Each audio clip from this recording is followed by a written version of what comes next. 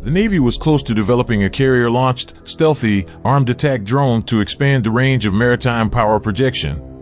This drone would have carried out high-risk forward offensive missions against enemy fighter aircraft, surface ships, and air defenses. The first of its sort robot might have likewise been formed into a transporter sent-off refueler. In view of a Northrop Grumman created X-47B demonstrator airplane, the Naval Force's UCLASS program accomplished an enormous achievement quite along while prior via setting down independently on a plane-carrying warship.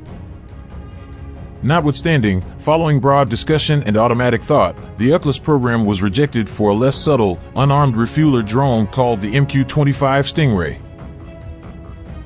The UCLASS drone ran into a tight spot, as it was expected to bring the double benefit of consolidating subtle surveillance and air assault weapons capacity into a solitary stage. In order to defeat rival air defenses, some programmers argued that the aircraft needed to be as stealthy as the X-47B. On the other hand, others believed that the aircraft needed to be larger, bulkier, and, as a result, less stealthy in order to carry large fuel tanks. This would allow the aircraft to carry out longer distance missions without having to return or refuel.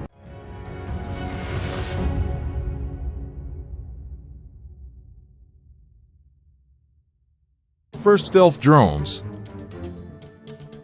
In 2000, Boeing and Northrop Grumman received $2 million contracts for 15-month concept exploration programs as the U.S. Navy considered integrating the UCLASS. The latter came up with the X-47A Pegasus as part of this, first flying in 2003. The program finished 3 years after the fact, with the Naval Force choosing to check different choices out.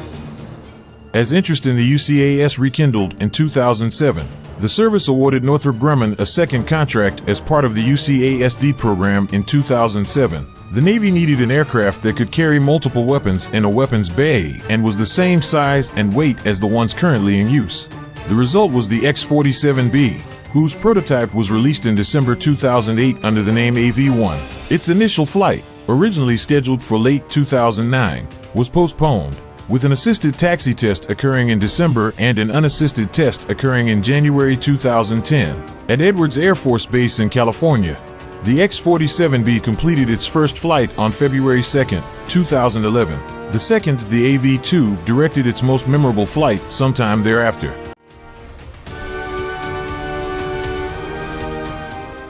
Capability.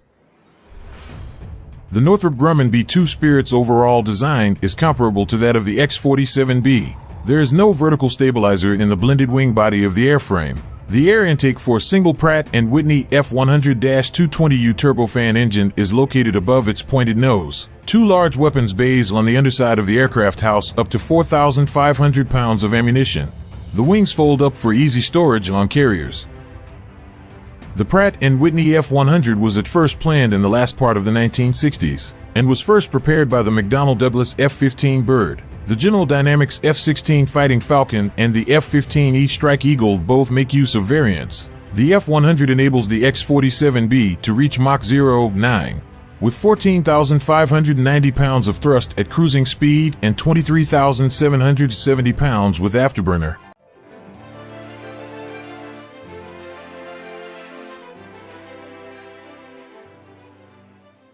Flight testing. The two X-47Bs began a 3-year test program after their first flights. The X-47B was set to begin at sea testing in 2013 with 50 flights from Edwards Air Force Base and Naval Air Station Patuxent River, performing incredibly well. It was concluded after just 16 flights that the airplane would be sent early. The X-47B's proposed electronic warfare systems were subjected to electromagnetic interference testing at NAS Patuxent River in May 2012 prior to joining an aircraft carrier. Before going to sea in June, AV-2 joined its predecessor and began testing land-based catapult launches and arrested landings. The X-47B began its sea trials in November 2012 from Naval Station Norfolk aboard the USS Harry S. Truman, CVN-75. The aircraft's compatibility with the vessel's communication systems, flight deck, and hangar bays was examined in the initial carrier-based tests. The X-47B returned to NAS Patuxent River for additional shore-based tests after performing outstandingly.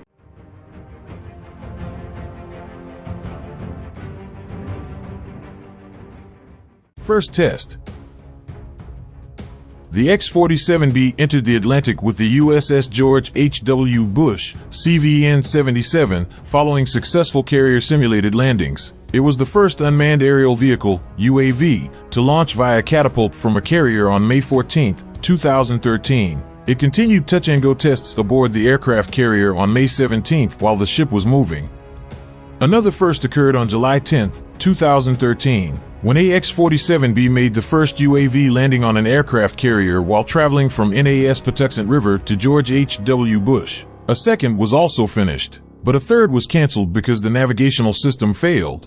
The X-47Bs were used in 3 test phases aboard carriers from 2013 to 2015. Touch and go, arrested landings, catapult launches, and wave-off procedures were among these. All of these were carried out with the intention of attempting to incorporate the unmanned aerial vehicle, UAV, into a complete carrier air wing. The X-47B had completed 9 touch-and-goes, 5 catapult launches, 4 arrested landings, and deck handling operations by the program's conclusion. The tests saw the airplane complete numerous different firsts, remembering for August 17, 2014, when a X-47B took off from and arrived on the USS Theodore Roosevelt, CVN-71, with a McDonnell Douglas F/A-18 Hornet going about as a chaser. On a carrier, this was the first time a UAV and manned aircraft worked together. The X-47B's testing equipment for aerial refueling was added in 2014. It used an Omega Air KC-707 tanker to complete the world's first fully autonomous aerial refueling, AAR, in April 2015. Additionally, this event marked the aircraft's final test.